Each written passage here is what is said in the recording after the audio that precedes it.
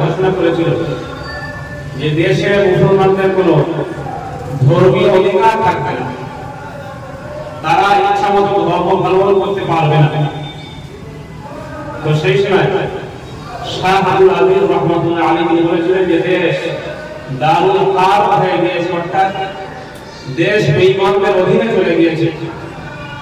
এখানে ধর্ম পালনের কোনো স্বাধীনতা নেই, সুতরাং এদের বিরুদ্ধে জিহাদ করা প্রত্যেকটা মুসলমানের জন্য ফরজে আইন।